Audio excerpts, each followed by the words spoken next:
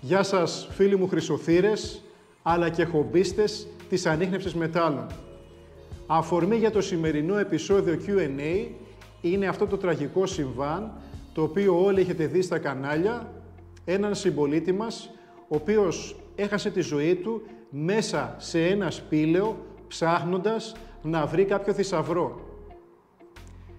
Και ο σκοπός του βίντεο, όπως και όλα τα Q&A τα οποία έχουμε κάνει στο κανάλι μας, είναι ενημερωτικός. Να βοηθήσω όλους αυτούς τους ανθρώπους οι οποίοι ασκούν αυτή την υπαίθρια δραστηριότητα, είτε για λόγους χόμπι, είτε για να βρουν θησαυρούς.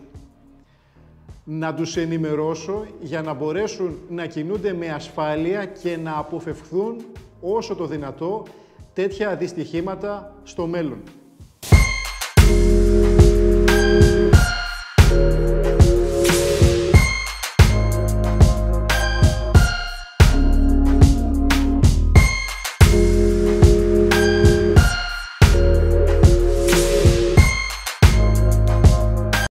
Δυστυχώς τα κανάλια μας τιμούνται μόνο σε τέτοια γεγονότα. Στα τελευταία 5 χρόνια έχω δει 3 περιπτώσεις ανθρώπων οι οποίοι έσκαβαν λαγούμια και έχασαν τη ζωή τους. Και τα κανάλια πάντοτε ψάχνουν να βρουν αυτή την αρνητική είδηση. Και όταν αυτό συμβεί, επικοινωνούν μαζί μας για να μας πάρουν κάποια συνέντευξη. Όλα τα κανάλια επικοινώνησαν μαζί μου και ήθελαν να βγούμε έξω, να πάμε σε κάποιο χώρο για να τους δείξω πώς δουλεύει ο ανιχνευτής. Και ήθελαν από μένα να εκμεεύσουν την πληροφορία ότι ο κόσμος ο οποίος ασχολείται, αγοράζει τους ανιχνευτές μετάλλων, οι χομπίστες, είναι άνθρωποι οι οποίοι είναι, και εγώ δεν ξέρω τι, περίεργοι, κινούνται παρανόμως, ψάχνουν τις νύχτες, είναι αδίσταχτοι, είναι απερίσκεπτοι, χάνουν τη ζωή τους σκάβοντας, είναι παθιασμένοι. Τίποτα από αυτά δεν ισχύει. Και εγώ δέχτηκα όλες τις προτάσεις για τις συνεντεύξεις από τα κανάλια τα οποία έχετε δει και έχουμε ανεβάσει και στα μέσα κοινωνικής δικτύωσης του καταστήματός μας. Δέχτηκα και τους έδειξα το μηχάνημα, αλλά εκμεταλλεύτηκα και αυτόν τον πολύ περιορισμένο τηλεοπτικό χρόνο. Ζήτημα είναι αν είχα 5 λεπτά σε κάθε live αναμετάδοση για να τους πω, να τους μιλήσω για την άλλη αλήθεια, εκτός αυτής την οποία μας πλασάρουν. Ότι ο κόσμος ο οποίος αγοράζει τους ανιχνευτές δεν είναι χρυσοθύρες. Οι περισσότεροι, τα νέα παιδιά τα οποία ήρθαν την τελευταία 5ετία στο χώρο μας, ψάχνουν από χόμπι και κινούνται νομίμως και έχουν εκδοθεί από το Υπουργείο Πολιτισμού πάνω από 3.000 άδειες χρήσης ανιχνευτή μετάλλων. Δεν είναι όλοι απερίσκεπτοι. Δεν είναι όλοι παθιασμένοι για να βρουν το χρυσό. Υπάρχει κόσμος ο οποίος κάνει αυτή τη δραστηριότητα από χόμπι. Κινούνται νόμιμα. Βρίσκουν αντικείμενα τα οποία εμπίπτουν στο νόμο περί αρχαιοτήτων και τα παραδίδουν στο κράτος. Έτσι, προσπαθώ να σπάσω το στερεότυπο το οποίο αυτά τα κανάλια περνάνε στον κόσμο, στις μάζες. Ότι αυτή η δραστηριότητα είναι, ξέρεις κάτι, όχι στα όρια του νόμου, είναι παράνομη. Με το σημερινό βίντεο όμως θέλω να σας ενημερώσω για κάποιους κινδύνους. Όσοι ασκείτε αυτή τη δραστηριότητα και ασχέτως τον λόγο για τον οποίο ψάχνετε, είτε χόμπι είτε χρυσοθυρία, ακούστε με. Οι κίνδυνοι λοιπόν είναι πολλοί και αρχίζουμε έναν προς ένα επιγραμματικά και τους αναφέρω και σας εξηγώ τι πρέπει να κάνετε. Όταν βρίσκεστε έξω στη φύση, εκτός από τη χλωρίδα, να προσέχετε και την πανίδα, τα ζώα. Τους καλοκαιρινούς μήνες τα βουνά είναι γεμάτα από φίδια. Έχουμε πάρα πολλά τέτοια περιστατικά. Θα πρέπει να έχετε μαζί σας ένα φαρμακείο για αυτές τις περιπτώσεις. Τα φίδια βρίσκονται παντού. Όταν βγείτε έξω στο βουνό, πάντοτε πρέπει να φοράτε γάντια στα χέρια σας. Όταν βάζετε τα χέρια σας μέσα σε τρύπες, μέσα σε κλαδιά, εκεί που σκάβετε, πάντοτε πρέπει να φοράτε γάντια. Και εμείς στο κατάστημά μας διανέμουμε γάντια με το λογότυπο της Quest. Για αυτό το λόγο, για την ασφάλειά σας. Δεύτερον, εκτός από τα φίδια, πλέον στα βουνά υπάρχουν και πάρα πολλές αρκούδες. Φέτος είχαμε ένα περιστατικό όπου 2 ορειβάτες κινήθηκαν σε έναν ορεινό όγκο της Βορείου Ελλάδος για να βρουν ένα χαμένο αεροπλάνο. Εκεί λοιπόν ξύπνησαν μία αρκούδα, η οποία αντιλήφθηκε τον έναν, τον κυνήγησε, αγρίεψε, τον έσπρωξε και ο άνθρωπος έπεσε σε ένα γκρεμό και έχασε τη ζωή του. Κανόνας πρώτος με τις αρκούδες. Ποτέ δεν επιδιώκουμε την επαφή μαζί τους. Δεν τις πλησιάζουμε. Και στην περίπτωση που μας αντιληφθούν και αγριέψουν, τότε προσπαθούμε να τις εκφοβήσουμε κάνοντας θόρυβο. Καλό είναι να έχουμε κοντά μας ένα πιστόλι κρότου. Τα ζώα φοβούνται από τον έντονο θόρυβο και απομακρύνονται από εμάς. Μεγάλη προσοχή ακόμα και με τα αγριογούρουνα. Τα βουνά έχουν γεμίσει με αυτά. Όσο έχει να κάνει με τα σπήλαια, θα είμαι κατηγορηματικός. Δεν μπαίνουμε ποτέ σε σπήλαιο. Μέσα σε ένα σπήλαιο και όσο βαθαίνουμε, λιγοστεύει το οξυγόνο. Όταν θα φτάσουμε σε αυτή την κατάσταση της λιποθυμίας, θα είναι πάρα πολύ αργά, δεν θα το έχουμε αντιληφθεί. Χάνουμε τις αισθήσεις μας, χωρίς να προλάβουμε να βγούμε έξω. Για να μπούμε μέσα σε ένα σπήλαιο, θα πρέπει να έχουμε πάρα πολλές γνώσεις, τις οποίες μπορούμε να τις αποκτήσουμε μόνο εάν παρακολουθήσουμε μαθήματα σπηλαιολογίας. Προσέξτε, όσοι θέλετε να κάνετε αυτή τη δραστηριότητα, είναι πάρα πολύ έξυπνο να επενδύσετε γύρω στα 200 ευρώ, να επικοινωνήσετε με κάποιο σύλλογο σπηλαιολόγων και να παρακολουθήσετε αυτά τα μαθήματα για να μπορέσετε έτσι να λάβετε γνώση, εμπειρία από τους σπηλαιολόγους πώς να κινήσετε μέσα σε ένα σπήλαιο. Χωρίς γνώσεις, επίσης, δεν κάνουμε ούτε σκαρφάλωμα, ούτε καταρρίχηση. Χρειάζεται γνώσεις και εξοπλισμός. Τα βράχια είναι ύπουλα, ειδικά το χειμώνα γλιστράνε. Θέλει εξοπλισμό και γνώση. Όταν βγαίνετε στο βουνό, δεν θα βγαίνετε σαν κυνηγημένοι φορώντας ένα τζινάκι και αθλητικά παπούτσια. Θα πρέπει να επενδύσετε σε ποιοτικά άρβιλα, τα οποία είναι κατάλληλα για τις εξορμήσεις στο βουνό. Είναι αντιολισθητικά. Εγώ σε όλες τις εξορμήσεις μου χρησιμοποιώ τέτοια άρβιλα, τα οποία είναι επίσης εγκεκριμένα και για το αεροδρόμιο, να περνάνε δηλαδή από τον ανιχνευτή μετάλλων και να μην δίνουν σήμα. Είναι πάρα πολύ σημαντικό να έχετε σωστά άρβιλα, τα οποία ασφαλίζουν και τους αστραγάλους σας. Σε μία εξόρμηση σε βουνό, όπου ήμουνα με κάποιους συγχομπίστες, έκανε έρευνα αυτός ο φίλος με έναν ανιχνευτή Quest και πατούσε πάνω στα βράχια. Θεωρούσε ότι τα βράχια είναι σταθερά, όμως τα βράχια είναι ύπουλα. Γύρισε ο βράχος, στραμπούληξε το πόδι του, έσπασε καθώς έβαλε κόντρα στο κοντάρι του ανιχνευτή ένα Quest X10 και το τσάκισε το κοντάρι. Ο άνθρωπος, επειδή πρόλαβε να στηριχτεί στον ανιχνευτή το Quest X10, γλίτωσε και τον αστράγαλό του. Φανταστείτε τι θα γινότανε σε ένα βουνό όπως ήταν αυτό, το οποίο δεν έχουμε σήμα στο κινητό μας τηλέφωνο και θέλουμε γύρω στα 40 λεπτά να κατεβούμε να βρούμε το αμάξι. Πώς μπορείτε να μεταφέρετε έναν άνθρωπο ο οποίος έχει γυρίσει ο αστράγαλός του? Πάντοτε στο βουνό θα πρέπει να έχουμε μαζί μας ένα φαρμακείο με τα στοιχειώδη.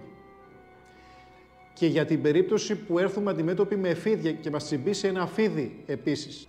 Όταν είμαστε στο βουνό και ανακαλύψουμε πολεμικό υλικό, θεωρούμε ότι αυτό είναι πάντοτε ενεργό. Να ξέρετε ότι όλα αυτά οι χειροβομβίδες, οι νάρκες, έχουν ημερομηνία λήξης όσο αφορά τον πυροδοτικό τους μηχανισμό. Μπορεί ο πυροδοτικός μηχανισμός, ο πυροκροτητής, να μην ενεργοποιηθεί, αλλά το υλικό, το εκρηκτικό το οποίο έχει λήξει, θεωρείται από τους ειδικούς ότι είναι ασταθές. Ασταθές σημαίνει ότι μπορεί να κάνει έκρηξη αν το χτυπήσουμε, αν το μετακινήσουμε. Δεν το ακουμπάμε, δεν το πλησιάζουμε. Σε αυτή την περίπτωση θα πρέπει να ενημερώσουμε άμεσα την αστυνομία για το τι έχουμε βρει, ούτως ώστε να μην υπάρξει πρόβλημα στον επόμενο που θα το ανακαλύψει. Όταν βγούμε για εξόρμηση θα πρέπει πάντοτε να ελέγχουμε το καιρό και αποφεύγουμε να κάνουμε εξορμήσεις σε ακραίες καιρικές συνθήκες, όπως παράδειγμα όταν αναμένεται χιονοθύελλα, βροχή ή κάτω από καταιγίδα με κεραυνούς.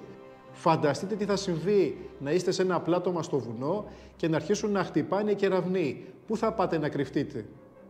Για τις εξορμήσεις μας θα πρέπει να ντυνόμαστε ανάλογα. Εκτός από τα ποτάκια και τα γάντια τα οποία σας είπα, θα πρέπει ακόμα και τα ρούχα να είναι εγκεκριμένα για τέτοιες δραστηριότητες. Και αυτά τα απαραίτητα τα οποία θα έχουμε μαζί μας, θα πρέπει να τα τοποθετήσουμε σε ένα σακίδιο και να γνωρίζουμε ακριβώς πού βρίσκεται οτιδήποτε από αυτά, ούτως ώστε να μην το ψάχνουμε εκείνη τη στιγμή. Αν έχουμε χτυπήσει, αν έχουμε γλιστρήσει, θα πρέπει το χέρι μας να πάει απευθείας στο σακίδιο και να πάρει και αυτό το κατάλληλο, το οποίο θα μας γλιτώσει εκείνη τη στιγμή από περισσότερα βάσανα. Θα πρέπει να οργανώσετε ένα σακίδιο. Και το καλύτερο σακίδιο όχι μόνο για τη μεταφορά του ανιχνευτή, αλλά για την επιβίωση στο βουνό, κατασκευάζεται από την γαλλική XP, την οποία αντιπροσωπεύουμε εμείς εδώ στην Ελλάδα. Είναι το σακίδιο του XP Backpack 280. Έχει σκληρή πλάτη, έχει αυλούς στην πλάτη, μπορούμε να το φοράμε το καλοκαίρι και να αερίζεται, δεν θα υδρώσει η πλάτη μας, η ζώνη μας θα υδρώσει, για παράδειγμα, αλλά όχι η πλάτη μας που ακουμπάει πάνω το σακίδιο. Είναι αδιάβροχο, μπορεί να μεταφέρει τον εξοπλισμό μας χωρίς να βραχεί αν πιάσει μια βροχή ξαφνική.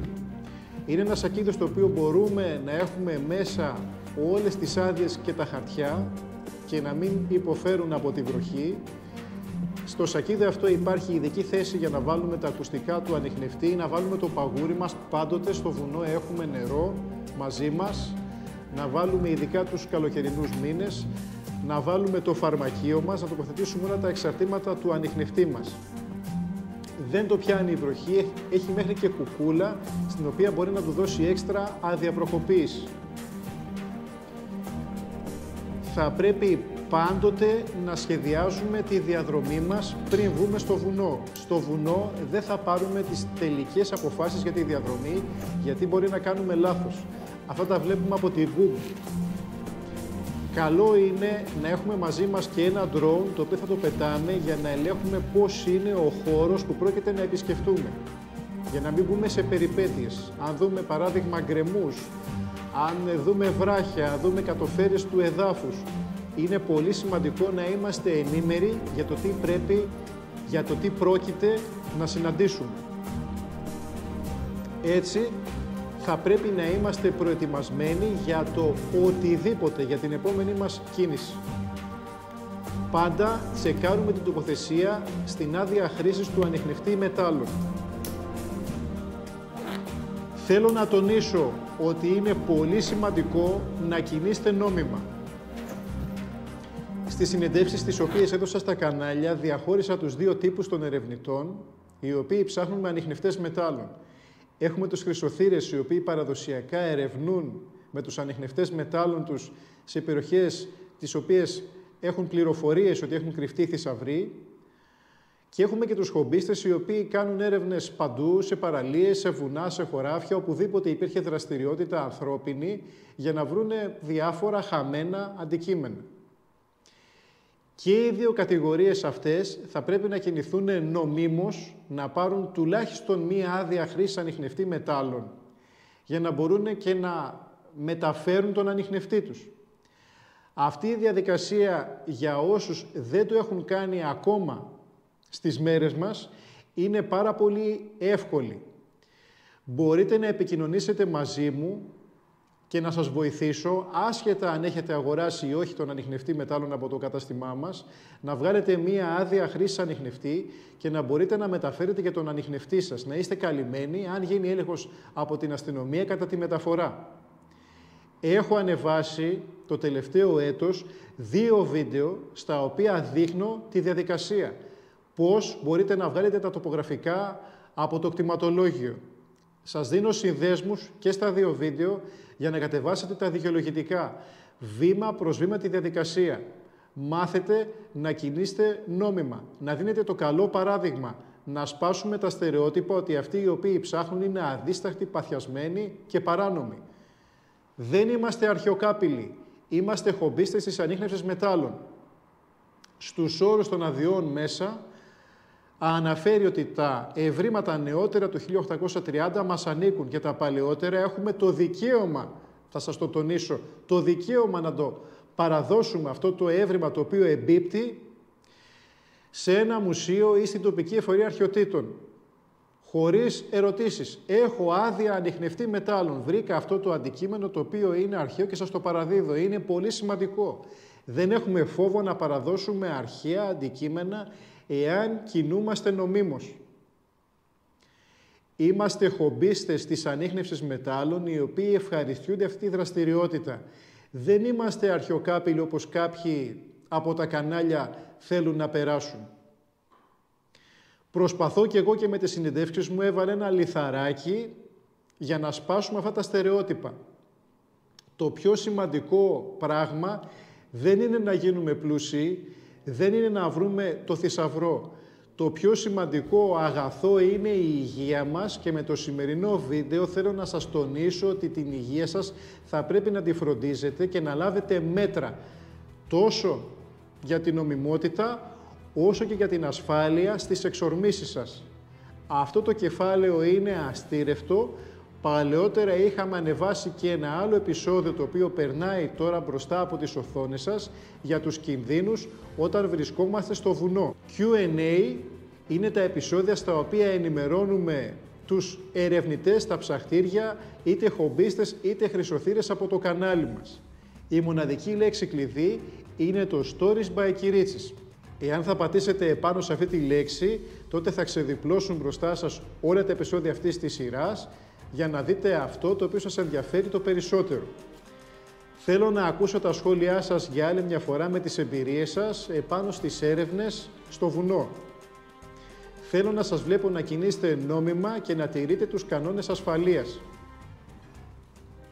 Φίλες και φίλοι, να είστε καλά. Σας ευχαριστώ που μας παρακολουθήσατε και πρόκειται να κάνουμε και άλλα τέτοια επεισόδια για την ασφάλεια στο βουνό, αλλά και για την νομιμότητα, πώς να βγάζετε άδειες χρήσης ανιχνευτή μετάλλων.